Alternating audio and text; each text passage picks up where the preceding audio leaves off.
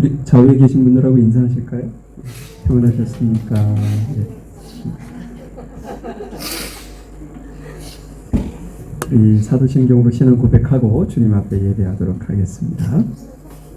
나는 전능하신 아버지 하나님 천지의 창조주를 믿습니다. 나는 그의 유일하신 아들 우리 주 예수 그리스도를 믿습니다. 그는 성령으로 잉태되어 동정녀 마리에게서 나시고 본디오 빌라도에게 고난을 받아 십자가에 못 박혀 죽으시고 장사된 지 사흘 만에 죽은 자 가운데서 다시 살아나셨으며 하늘에 오르시어 전능하신 아버지 하나님 우편에 앉아 계시다가 거기로부터 살아있는 자와 죽은 자를 심판하러 오십니다. 나는 성령을 믿으며 거룩한 공교회와 성도의 교제와 죄를 용서받는 것과 몸의 부활과 영생을 믿습니다. 아멘. 네, 안녕하세요. 이번 주 찬양 낮은 곳으로와 은혜라는 찬양 준비해 봤는데요. 네, 저희 다 같이 찬양 드리면서 예배 시작드리겠습니다.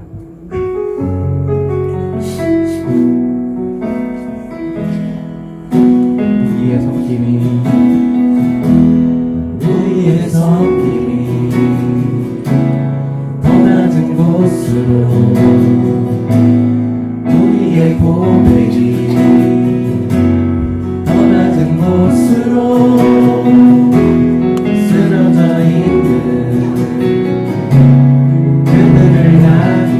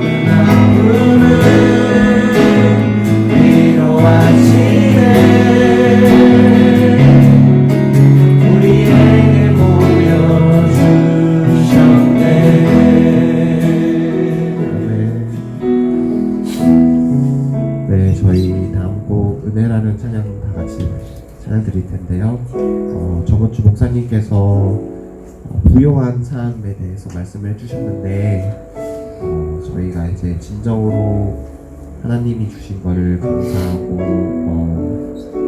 나눌 수 있으려면은 이 모든 것이 하나님의 은혜라는 거를 저희가 저희 입으로 고백해야 되지 않나 싶어요. 그래서 이 찬양 골랐는데 찬양 다 같이 들으면서 좀 이따 기도할 때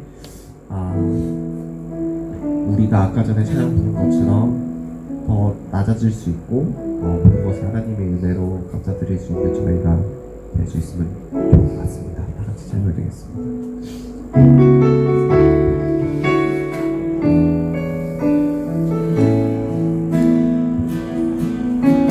내가 누려왔던 모든 것들이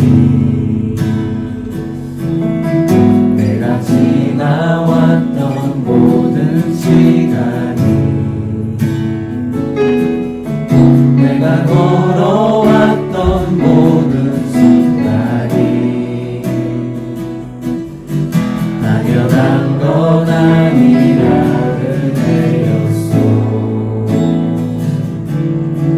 아침에 뜨고 저녁에 노을 봄의 꽃향기와 가을의 열매 변하는 계절의 모든 순간이 당연한 건 아니라 은혜였소. 모든 것이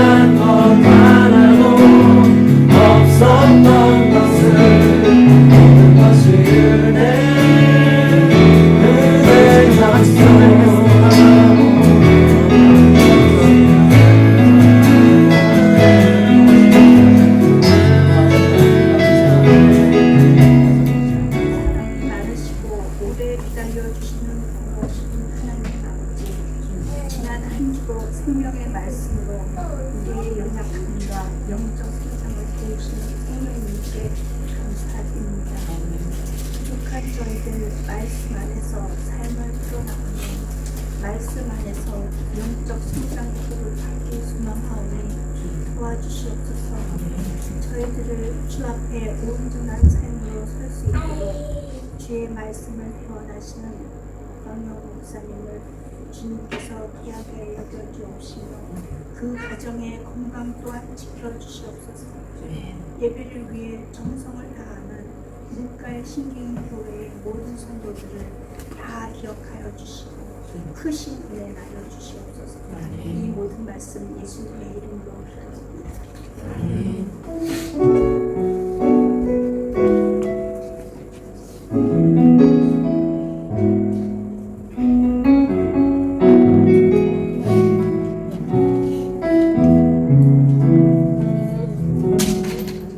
고린도후서 9장 6절부터 8절까지 말씀을 오늘 최원정 형제가 나와서 읽어주실 텐데요. 우리 다 같이 일어나셔서 말씀을 보도록 하겠습니다. 이것이 곧 적게 심는 자는 적게 거두고 많이 심는 자는 많이 거둔다 하는 말이로다. 각각 그 마음에 정한 대로 할 것이요 인색함으로나 억지로 하지 말지니 하나님은 즐겨내는 자를 사랑하시느니라. 하나님이 능히 모든 은혜를 너희에게 넘치게 하시나니 이는 너희로 모든 일에 항상 모든 것이 넉넉하여 모든 착한 일을 넘치게 하려 하심이라. 하나님 감사합니다. 우리 물가의 신경교회 귀한 주일학교를 허락해 주시고 그들에게 하나님의 말씀으로 어릴 때부터 하나님 나라의 가치로 교육하고 양육할 수 있는 그런 은혜를 저희들에게 기회를 주셔서 너무나도 감사합니다. 우리 귀한 자녀들이 어릴 때부터 하나님의 사랑을 받고 또한 사람들에게도 칭찬을 듣는 귀한 자녀들로 성숙되어질 수 있도록 인도해 주시고 주님이 주신 그 은혜와 풍요를 마음껏 누리며 주변의 많은 이들에게 선한 영향력을 줄 수 있는 귀한 자녀들로 성장할 수 있도록 은혜를 베풀어 주옵소서. 이를 위해서는 교사들에게 지혜를 주시고 은혜를 주시고 함께 하셔서 아름다운 공동체를 이루어가기에 부족함이 없도록 함께 협력하는 은혜가 임할 수 있도록 도와주옵소서. 함께 하시는 은혜 감사합니다. 예수님의 이름으로 기도하였습니다. 다음 주에는 우리 김남지 권사님이 기도 인도해 주시면 감사하겠고요. 제가 다음 주부터 4주간 한국을 방문합니다. 그리고 이서구 집사님하고 이명민 집사님도 4일날 출발하셔서 한 달 정도 한국에 머무실 예정이고요. 잘 다녀오실 수 있도록 기도해 주시면 감사하겠고요. 다음 주가 추석이 있는 주 같아요. 그래서 추석에 그 의미를 새겨서 같이 식사를 좀 준비해서 평소에 참여하지 못하는 가족들도 좀 초대하시고 그래서 함께 식사를 하면 어떨까 싶습니다. 예, 다른 광고는 주로 참고하시면 될 것 같습니다. 제가 오늘 넘치는 은혜 즐거운 헌신이라는 제목을 좀 잡아봤는데요. 제가 지금 한 두세 달 되는 것 같아요. 복음 본색이라는 책을 읽고 그 내용을 다루는 건 아니지만 그걸 읽으면서 제게 도전이 되고 이 내용을 좀 함께 좀 나눠봐야 할 어떤 포인트 같은 것들을 좀 제가 정리를 했다가 지금 여러분들과 좀 말씀을 나누게 되는데요. 오늘은 특별히 오늘 말씀을 헌금과 관련 지어서 설교하는 내용이 참 많이 있거든요. 그래서 어찌 보면 우리가 드려지는 물질적인 헌신, 그다음에 우리가 가지고 있는 시간적 헌신, 재능의 헌신, 모든 것을 다 포함하는 어떤 개념으로 우리가 하나님 앞에 드려질 때 어떠한 자세, 어떠한 태도를 가지고 드려져야 하느냐, 이 내용을 좀 여러분들과 좀 나누는 시간이 되었으면 좋겠습니다. 오늘 6절에도 그런 말씀이 있죠. 적게 심은 자는 적게 거두고 많이 심은 자는 많이 거둔다. 어찌 보면 이게 농부적인 비유로 말씀을 해주신 건데, 그러면 농사 원칙 그 정도로만 여러분들이 이해하시기에는 오늘 주어진 본문이 우리에게 그 이면에 전달하고자 하는 말씀의 깊이가 훨씬 더 크다는 사실을 좀 여러분들이 아시고 여러분들의 삶에, 신앙의 삶에 큰 통찰을 좀 얻으시는 귀한 시간이 되었으면 좋겠습니다. 우리가 하나님 앞에 무엇을 그리고 어떤 마음으로 심는다는 표현을 썼는데, 심는 자가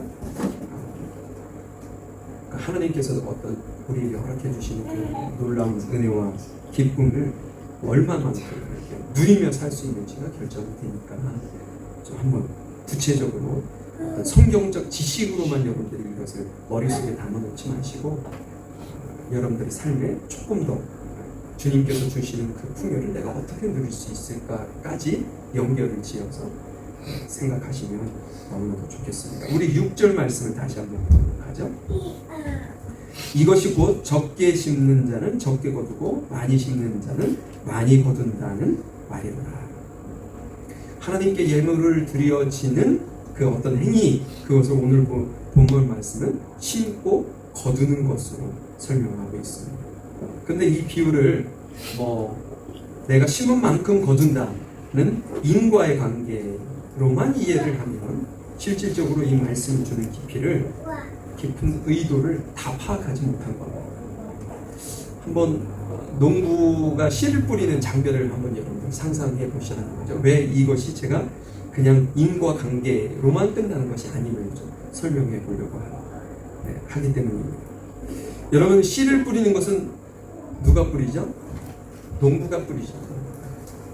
그런데 그 씨앗이 자라서 열매를 맺기 위해서는 그 농부의 영역을 뛰어넘는 것이 반드시 있기 마련입니다. 그렇죠? 그 대표적인 것이 뭘까요? 적당하게 비가 내려야 된다든지, 아니면 햇볕이 강하게 적당하게 쬐야 된다든지, 아니면 온도가 예를 들어서 곡식 익어야 되는데 햇빛도 약하고 날씨가 갑자기 서늘해지고 그런다면 곡식이 익을 수가 없는 거죠. 열매는 시작이 됐는데 익지는 않아서 결국은 축정리가 되고 마는 거니까 기본적으로 이 세 가지 정도가 분명히 반드시 있어야 됩니다. 이거 말고도 더 많은 것이 있어야 되긴 하겠지만, 그런데 여러분, 제가 지금 이렇게 언급된 풍성한 열매를 맺기 위해서 농부의 노력도 필요하지만 그 외적인 것을 여러분들에게 설명드렸는데, 이것이 농부의 노력으로 가능한 일인가요? 아닙니다.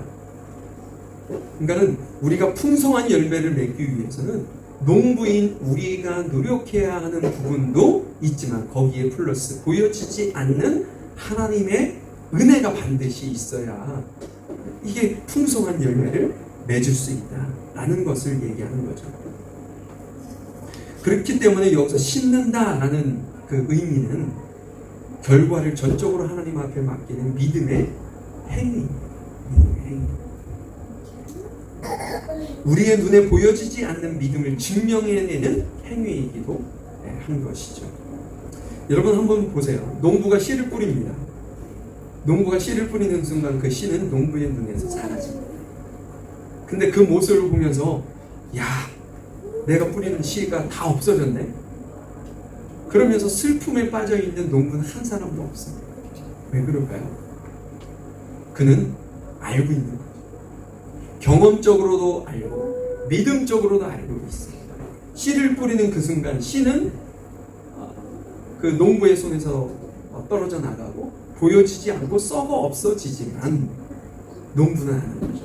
가을이 되면 이거의 10배, 100배의 수확으로 다시 돌아올 것이라는 그 믿음, 경험이 있기 때문에 농부는 즐거움으로 씨를 뿌릴 수 있는 거죠.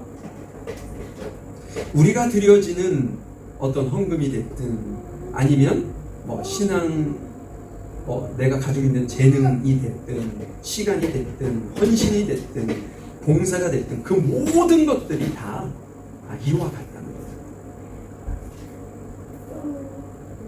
왜 남들은 안 하는데 나만 해? 이런 마음이 있을 수 있잖아요. 근데 그게 실은 내가 뿌린 이 씨앗이 반드시 열매로 다시 돌아올 것이라는 확신이 있는 사람들은 왜 나만 해가 아니라 하나님께서 내게 이렇게 할 수 있는 은혜를 주신 그러한 능력을 주신 것에 대한 감사가 더 크다. 그래서 기쁨으로 기꺼이 봉사도 하고 헌신도 하고 무엇인가 주님 앞에 내가 가진 것, 내게 주신 것에 대한 감사로 드릴 수 있게 된다는 거죠. 그러면 이제부터 중요한 내용이다. 심는 것이 그런 의도라고 한다면 하나님께서 우리가 그런 심는 작업을 어떠한 자세, 어떠한 태도로 하도록 말씀하고 계십니다. 그것이 이제 7절 말씀에 나오는데 한번 볼까요?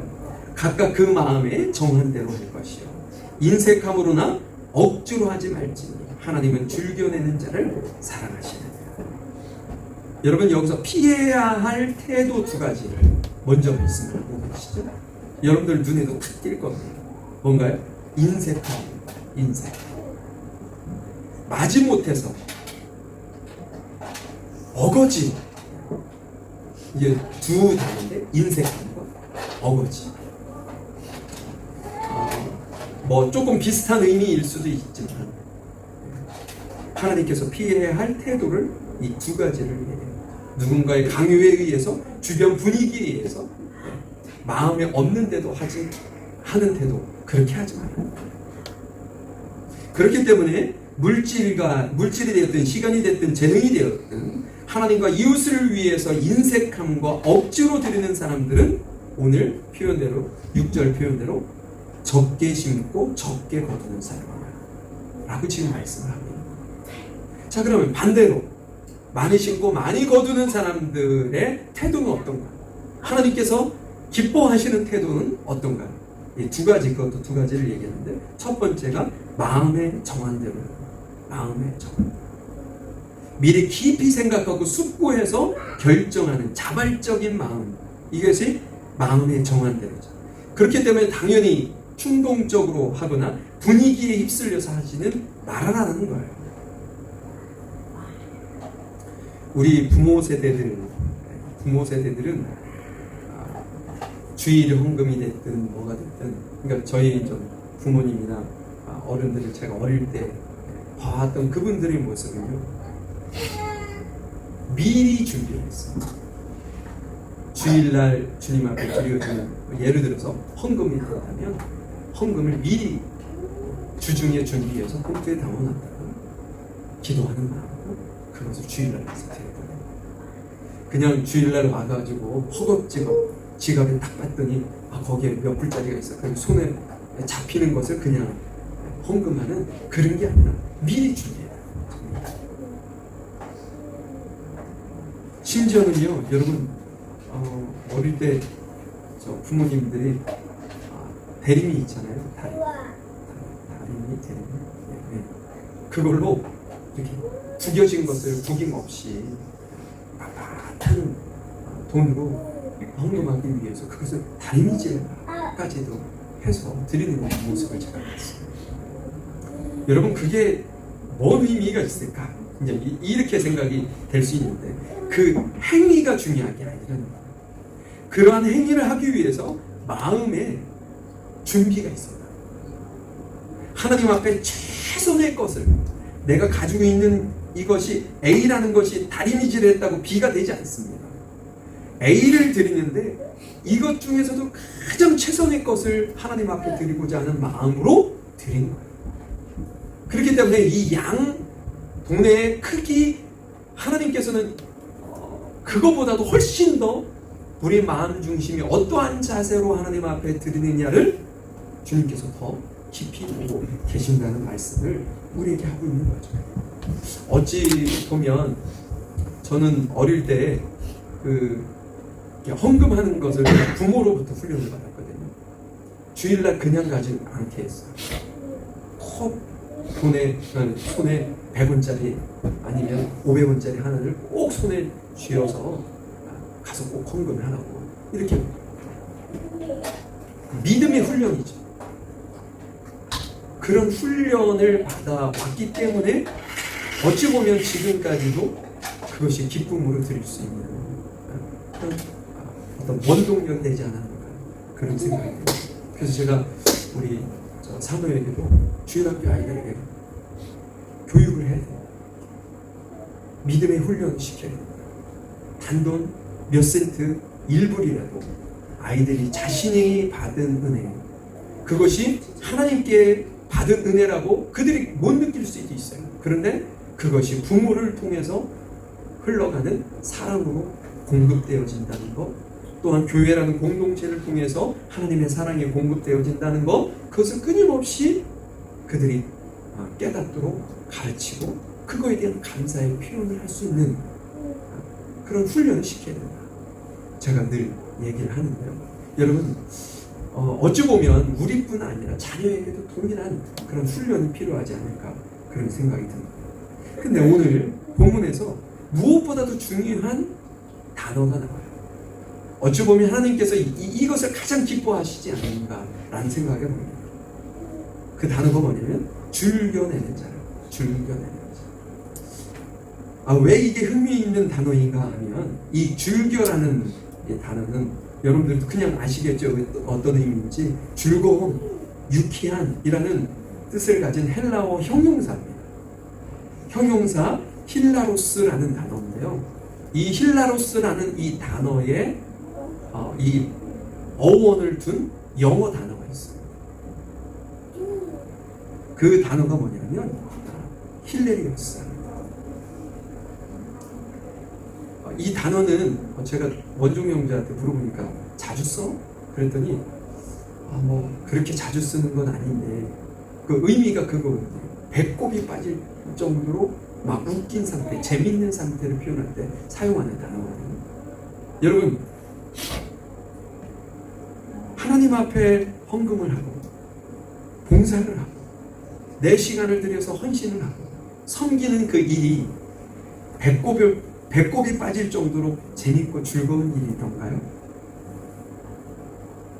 어떠세요, 여러분? 주일날 내가 그 헌금함에 봉투를 딱 넣을 때, 야, 너무 재밌고 즐겁고 기쁘고 유쾌하다. 배꼽이 빠져보신 적 있으세요?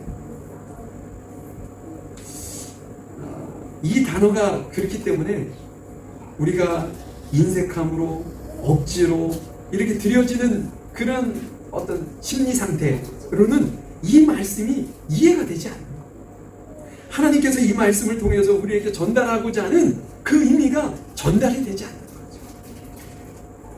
제가 헌금 설교를 지금까지 목회를 해오면서 헌금 설교를 제 기억 속에 뭐 본문 설교로 쭉 나가다가 그런 부분이 나오면 살짝 다른 기억은 한두 번 나지만 지금까지 이렇게 제가 주제로 가면서 이런 설교를 한 게 처음입니다.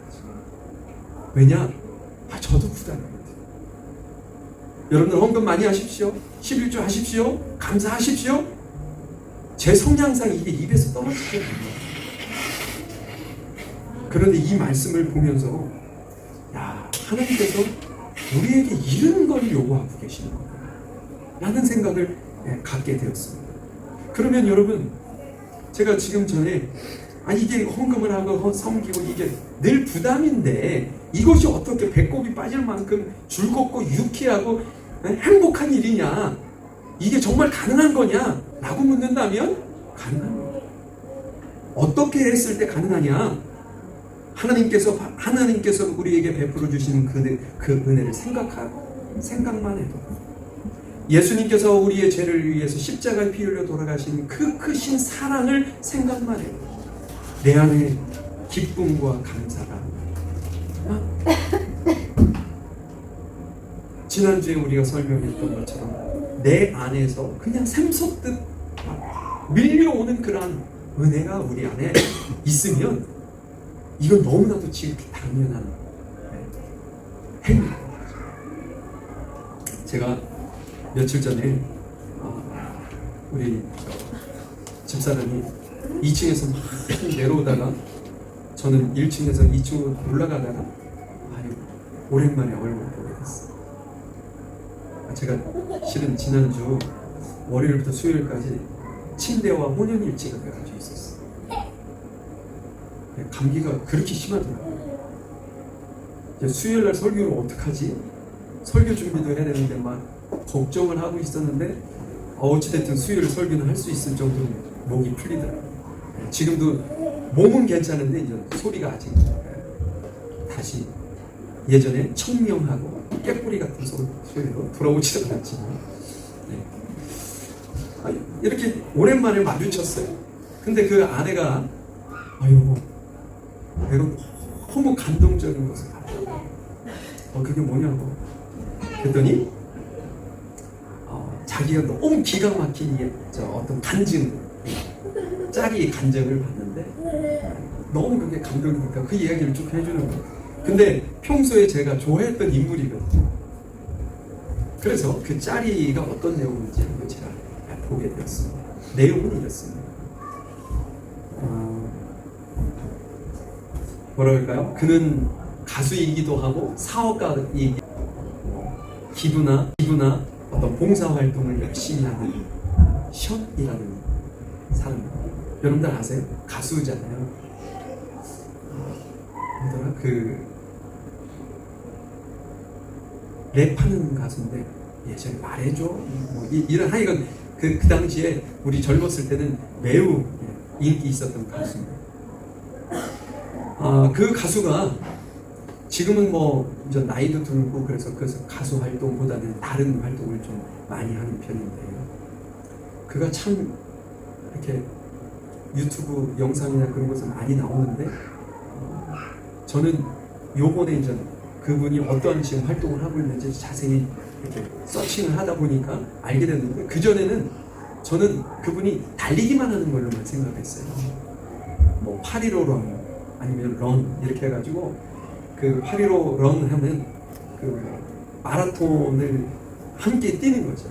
근데 본인은 그 풀코스를 뛰고 구간 사람들이 같이 뛰어주는 거예요. 그러면서 기부를 하는 거죠.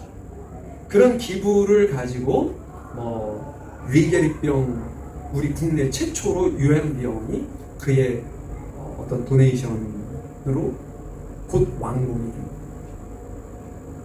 그리고 많은 사람들을 그것을 통해 가지고 뭐 우리 독립 유공자 후손들이 지금 너무나도 힘들게 살고 있잖아요. 그러니까 그분들을 위해서 도네이션을 하고 뭐 어린이 난치병에 걸려 있는 이들을 위해서도 도네이션을 하고 지금까지 도네이션 한 내용이 공개된 것만 40여 건이 넘는다고 합니다. 그러니까 우리 연예인들 중에서도 기부 행위를 많이 하는 축에 속하는 인물인데 사람들이 물어보지 않았겠어요? 당신은 어떻게 그렇게 기부를 많이 할 수 있게 되었느냐? 라는 질문에 대한 답을 듣다고 제가 감동을 받았어요. 어떤 내용이냐면 그는 결혼 초부터 하루 10,000원씩을 기부하기 시작했다고 합니다. 근데 하루 10,000원씩 기부를 시작했던 그 기부가 지금처럼 많이 기부하게 된 이유가 자기가 기부를 시작한 이후 자기 안에 행복의 컵이 있다는 것을 발견하게 됩니다. 근데 그 행복의 컵이 기부를 하면 할수록 이렇게 작아지는 것을 느끼기 시작했다. 다시 말해서 그는 이 컵에 막 넘치는 은혜가 부어져서 기부를 많이 한 것으로 생각을 했는데 그게 아니고 그것도 있겠지만 자기의 어떤 행복의 컵이 작아지다 보니까 예수님 한 분만으로 너무나도 행복합니다. 내 곁에 아내가 있다는 것만으로도 너무 행복하다.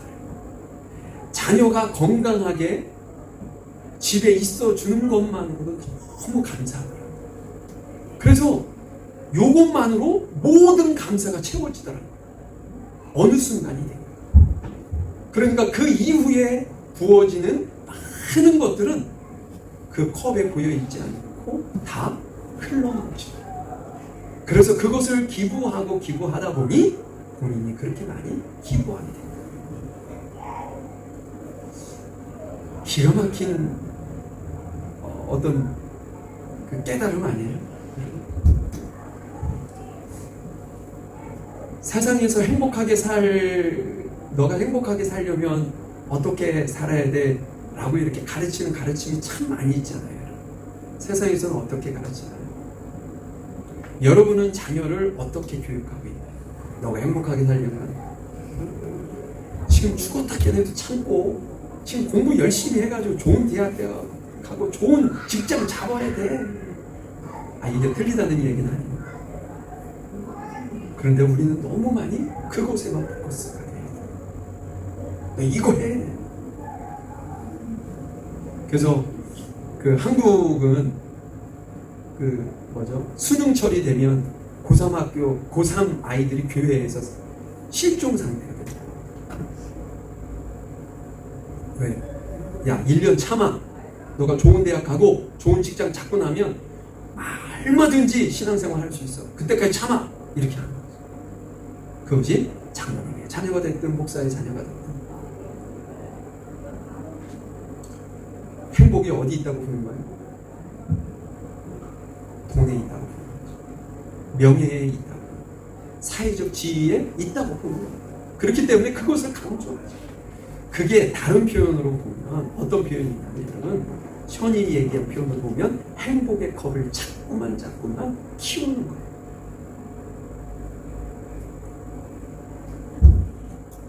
우리 가족이 별 탈 없이 그냥 건강하게 매일 저녁 눈을 마주칠 수 있는 것만으로도 실은 행복이죠.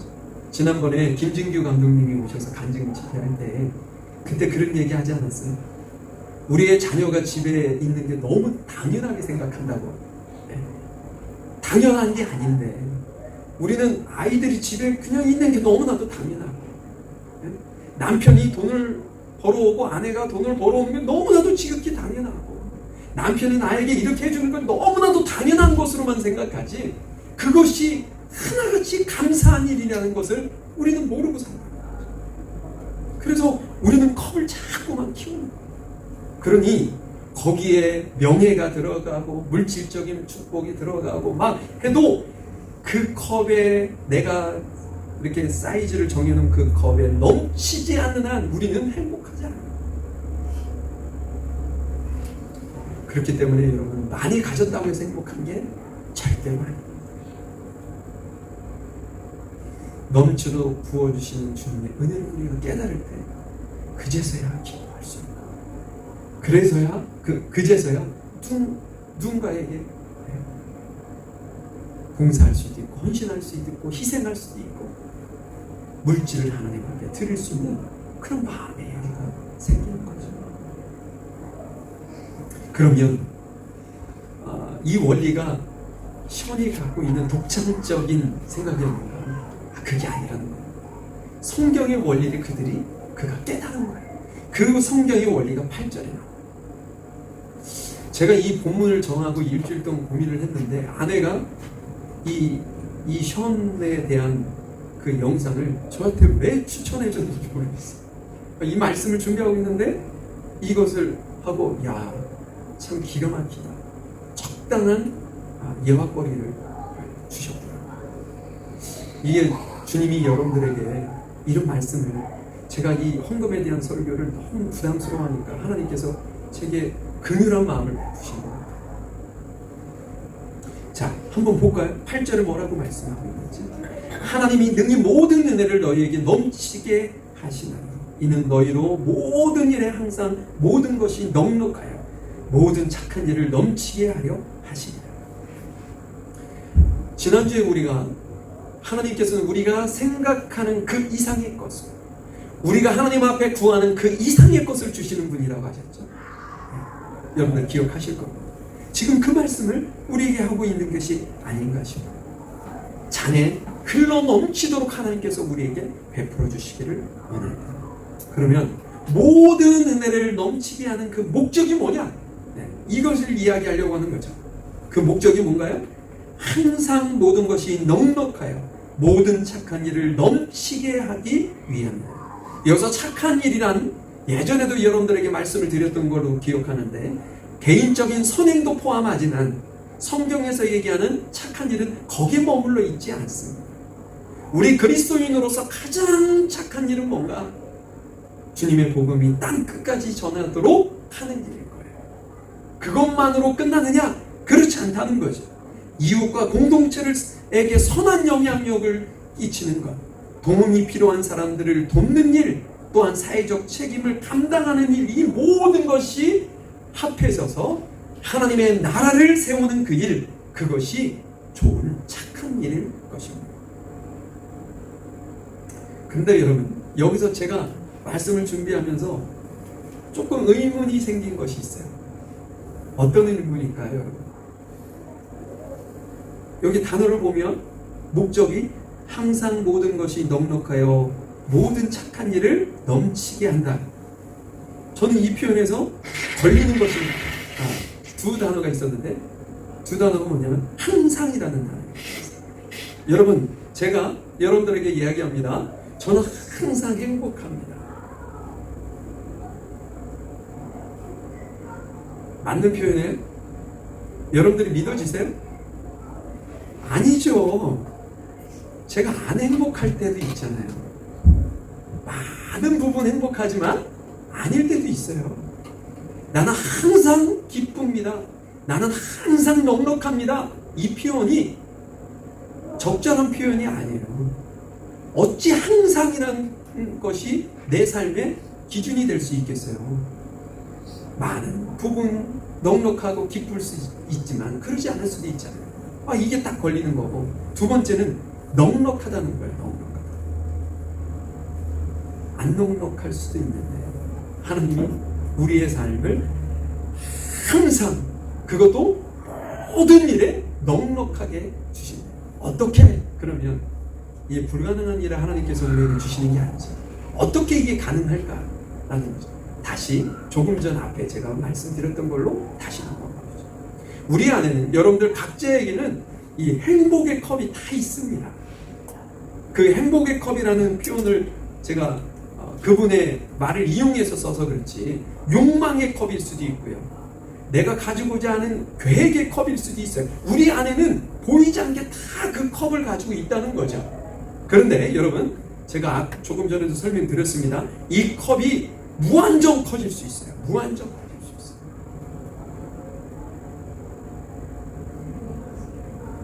요즘 이재용 회장이 막 그 카카오 저기보다 자산 가치가 막 떨어지고 막 이랬었어요. 삼성전자 주식이 막 이렇게 안 좋고, 그래서 카카오는 막 치솟고 막 이래서 그 재벌가들이 가지고 있는 자산의 순위가 막 바뀌고 막 이랬던, 제가 뉴스를 들었던 기억이 나요. 근데 얼마 전에 뉴스에 보니까 삼성 이재용 회장의 자산이 요즘에 삼성 주가가 괜찮다네요. 그러면서 자산이 뭐 50%가 뛰었다고 하던가, 그분이 가지고 있는 자산이. 근데 그분이 가지고 있는 자산을 제가 기억하기로는 예전에 4조 얼마까지 기억하고 있는데 그게 아니더라고요.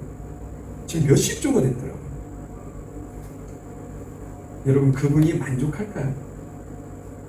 그렇지 않을까요? 우리는 도토리 희재기라는 말이 있잖아요. 그분은 그분들 나름대로 내가 우리 대한민국에서는 그래도 최고의 부자가 돼야지 라는 것이, 그 세계에 있는 분들은 서로 경쟁하고 있습니다. 우리도 좀 경쟁하나요? 서로? 그럼 그것으로 끝나겠어요? 전 세계 사람들하고 또 경쟁하겠죠. 여러분, 그들이 가지고 있는 욕망의 컵은요, 가면 갈수록 커지지 세상에서는 작게 만들지 않습니다. 그러면 항상 모든 것에 넉넉하려면 어떻게 하면 될까? 단순합니다.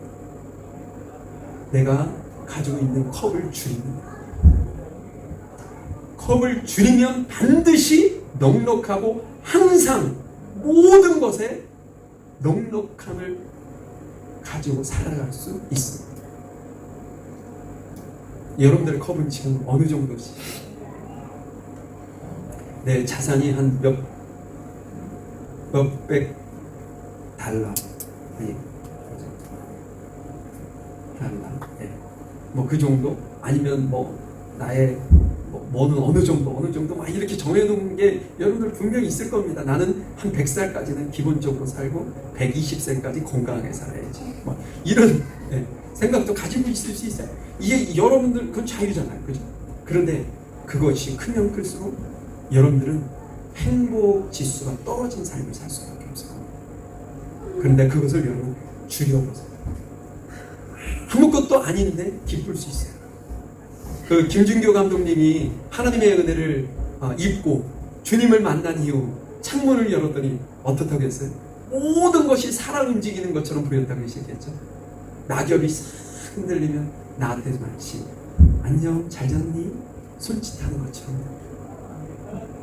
집사람이 혹은 아내가 남편이 조금 인상을 쓰고 이렇게 지나갈 때 그것이 기분 나쁜 것이 아니고 도리어 나에게 관심을 표현하는 것처럼 이렇게 느껴지는 이 모든 것이 다 여러분 우리의 컵이 작아지면 생길 수 있는 결과. 여러분 주님께서 우리에게 오늘 하나님 앞에 헌금을 하든 시간을 들여 헌신을 하든 봉사를 하든 내가 가지고 있는 재능을 드리든 이 모든 것이 주님께서 베풀어 주신 그 은혜에 대한 내가 주께 드려지는 기쁨의 정말 즐거운 마음으로 드려지는 것이다 라는 믿음을 여러분들이 가지신다면 여러분들의 삶에 놀라운 은혜와 축복이 있으리라 저는 확신합니다. 마지막으로 그 옆집 집사님이 저 액자를 주신 거 아니에요? 근데 그 저 액자를 제가 돈을 주고 살려고 막 그랬는데 그분이 한마디에 그냥 제가 포기했어요. 뭐냐면 목사님 저는 이걸 지금까지 오랜 시간 보관해 왔는데 이걸 버려야 되겠다라는 생각도 가지고 있어요. 자기가 이제는 필요 없으니까. 그런데 제가 지금까지 보관한 이유가 있어요. 이거 목사님이 쓰시게 하려고 지금까지 보관했고 그 말에 진심이라는 게 있고 제가 정말 기꺼이 받아와서 너무 아름답잖아요. 저는 들어와서 딱 교회 2층을 들어올 때마다 저게 제일 눈앞에 팍 비춰지는 것이 너무나 행복해요. 너무나 좋아요. 여러분 그분이 정말 기쁨으로 했어요. 기쁨으로. 여러분들의 삶에도 하나님 앞에 드려지는 헌신, 주님 앞에 드려지는 모든 봉사가 이처럼 배꼽이 빠질 겁니다. 나 오늘 주일 교회에서 봉사하고 왔는데 배꼽 빠질 뻔했어. 이렇게 남편한테 자녀한테 얘기할 만큼 여러분들의 마음 안에 기쁨이 충만히 넘치는 여러분 모두가 되실 수 있기를 간절히 소망합니다. 우리 잠시 기도할까요?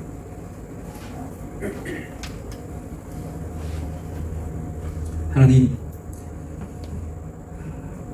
주님께서 저희들에게 베풀어 주신 은혜는 우리가 상상할 수 없었고 우리가 이해할 수 없을 만큼의 놀라운 은혜와 축복을 저희들에게 베풀어 주셨는데 우리가 한때는 인색한 마음, 어느 때는 어거지로 예배도 참석하고 헌금도 하고 기도 생활도 하고 봉사 활동, 헌신 어거지로 힘들게 남들이 안 하니까 내가 하는 거야 라고 이렇게 자신을 위로하며 우리가 해오지는 않았는지 이 시간 주님 앞에 우리의 연약함을 내려놓습니다.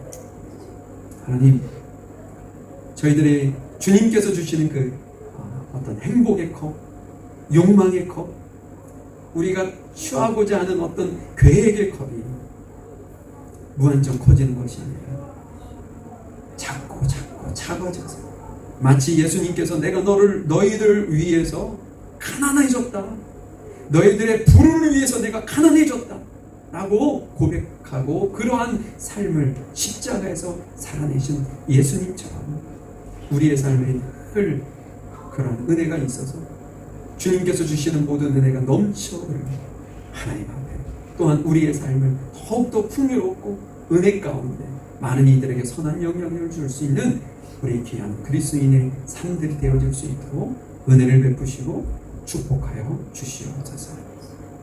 한 주의 삶이 더욱더 주님 앞에 아름다운 공동체로 주 앞에 세워질 수 있기를 간절히 소망하며 사랑 많으신 예수님의 이름으로 기도하였습니다. 아멘. 우리 오늘 새 찬송가 50장, 구찬송가 71장, 우리 1절과 3절 찬양을 드리시고요. 주님 앞에 예물을 드리도록 하겠습니다.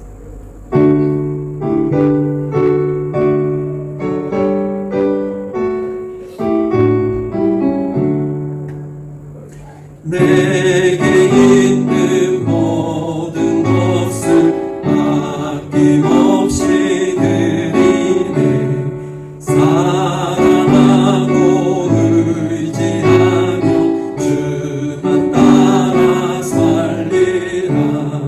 주께 드리네. 주께 드리네. 사랑하는 구주 앞에 모두 드리네. 3절입니다. 내게 있는 모든 것을 주를 위해 드리네. 주의 성령 충만하게 내게 내려주소서. 주께 드리네. 주께 드리네. 사랑하는 구주 앞에 모두 드리네. 아멘. 하나님 감사합니다. 오늘도 주님 앞에 받은 은혜가 너무나도 감사합니다. 받은 은혜가 너무나도 크고 받은 은혜가 너무나도 흘러넘쳐서 주님 앞에 11조 감사원금, 주의원금, 성교원금 갖가지 원금, 나 자신을 주님 앞에 드리고자 하는 심정으로 드리는 우리 귀한 성도, 한 사람 한 사람을, 한 가정 한 가정을 주님께서 아시리라 믿습니다. 주님께서 이들의 삶에 은혜를 베풀어 주시고 영적으로나 육적으로나 부족한 것이 없도록 하늘의 신령한 목과 땅의 기름진 것으로 주님께서 넘치도록 채워주셔서 하나님 앞에도 한껏 늘 자신의 마음을 들여 헌신하고 또한 이웃에게도 주님의 사랑을 흘려 넘치는데 쓰고도 남는 놀라운 은혜와 축복이 우리 귀한 성도들의 가정과 삶에 풍성이 넘칠 수 있도록 인도하여 주시옵소서. 두 랩돈을 드렸던 그 여인의 마음으로 심정으로 이 시간 주 앞에 드린 예물이 사용되어지는 곳곳마다 30배, 60배, 100배의 결실을 하게 하시고 생명을 살리는 곳에 아름답게 사용되어질 수 있도록 은혜를 베풀어 주시옵소서. 주님, 오늘도 귀한 성도들을 사랑하는 심정으로 귀한 식사를 준비한 성도들이 있습니다. 은혜를 베푸시고 그 가정 안에 있어야 될 것, 해결되어야 될 것, 채워져야 될 것, 그 모든 것을 누구보다도 잘 아시는 주님께서 은혜를 베풀어 주셔서 무엇보다도 하나님께서 주인이 되셔서 그 가정을 다스려 주시고 인도하셔서 풍성함이 있게 하시고 은혜가 있게 하시고 늘 기쁨이 있게 하시고 늘 가정 안에 행복이 있게 하시고 늘 가정 안에 서로를 사랑하고 위로하고 격려하고 돕는 그런 가정이 되어질 수 있도록 은혜를 베풀어 주시옵소서. 함께 식사를 나누는 모든 성도들에게도 동일한 은혜가 있기를 간절히 축복합니다. 지금은 우리 주 예수 그리스도의 크신 은혜와 아버지 하나님의 무한하신 사랑하시고 성령님의 인도하시고 내주하시고 교통하시고 주님께서 주신 은혜에 너무나도 감사해서 나 자신을 주님 앞에 드리는 마음으로 헌신하고 주 앞에 온전히 드리기를 소망하는 모든 성도들 머리 위에 이들의 가정과 사업장 일터 위에 하고 지금부터 영원히 함께 하시기를 간절히 축원하옵나이다.